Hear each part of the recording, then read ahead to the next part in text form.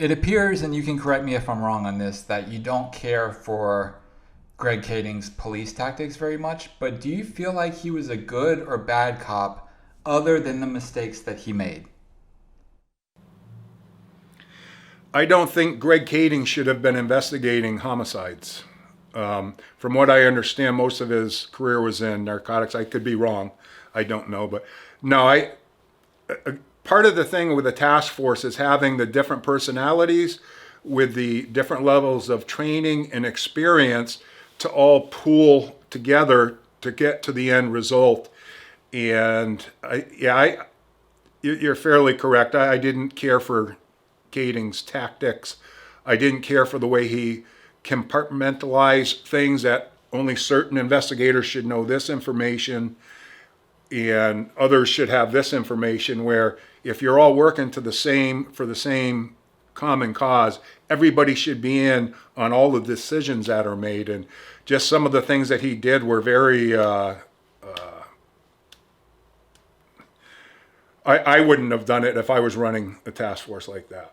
I probably had as much experience as Mike. I mean, I came from that world. I spent the entire 90s working gang homicides in South Central LA. When I made detective in 1999, I went over, started working homicide at Wilshire Division.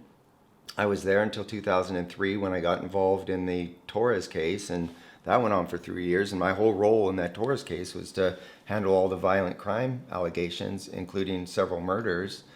And so, I mean, I was recruited into the Christopher Wallace Biggie Task Force because of that experience. They weren't going to have some guy with no homicide experience come in to work a homicide cold case. So I don't know why he doesn't know at least a little bit about my resume. I did have a lot of narcotic experience, so he's right about that. But I'd been working gangs and gang homicides essentially my whole career up to that point. So again, this just kind of goes back to like, Mike, were you paying attention to anything? You know, at this, you know, compartmentalize. Yeah, we compartmentalize things. You have to have structure. You have to have leadership. You know, this isn't, you know, kindergarten where everybody gets a fucking participation trophy.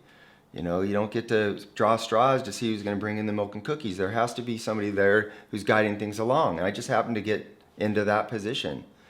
So yeah, you compartmentalize. It's like, you guys do this, you guys do this, let's do this. Stay in your lanes, and we'll see if we can't all collectively bring shit to the table. Their role, Mike's role and Fournier's role, was very clean, very specific. Go look at the old homicides that happened in Compton back in the day and see if you can dig anything up. That's all we were asking. This is you. Go get the old files, look through them, see if there's any people to interview, and see what you come up with. So yeah, you compartmentalize things. You have to. And this idea that everybody comes together and everybody has an equal voice, yeah, it sounds good. It sounds like kumbaya. You know, we can all just do that, but it's not the practical world. You know, you're going to have disagreements. So when you have disagreements, somebody has to make a fucking decision. And sometimes that responsibility fell on me. So, you know, this idea that everybody has a voice, yeah, you can express your opinion. But it doesn't necessarily mean that you're going to agree with the ultimate decision. And this is in life. This is the way any business operates like this. There's structure, there's hierarchy, there's things that have to be done a certain way, because otherwise you don't get anything done. If you were running the task force, what would you have done differently? I would have assembled the same guys. Timmy, I probably would have tried to get Bobby Ladd on board as well, with Paul Fournier, myself, and then the feds, Jeff Bennett, with their resources, and just go after how we investigate each crime. Go back, re-interview witnesses, interview and try to cultivate informants. And very rarely, especially a gang-related homicide, are you going to get somebody to talk about a case that's 15, 20 years old.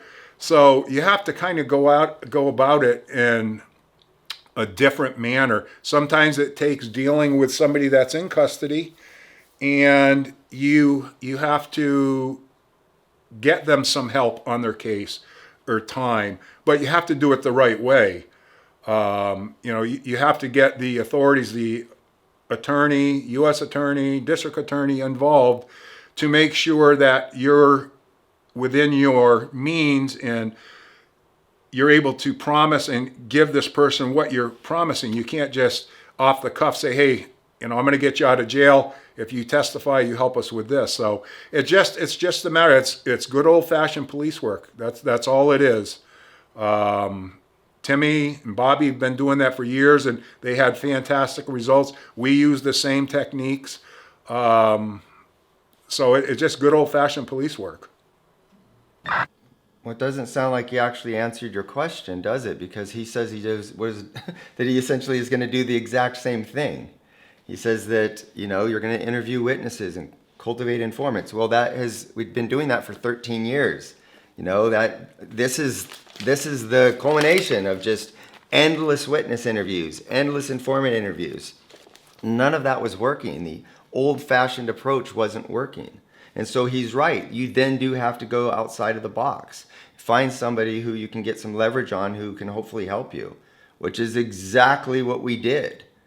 That's exactly what we did. And so when he answers your question, not by saying what he would have done differently, he essentially answers your question saying, I would have done the exact same thing, because everything he mentions was done.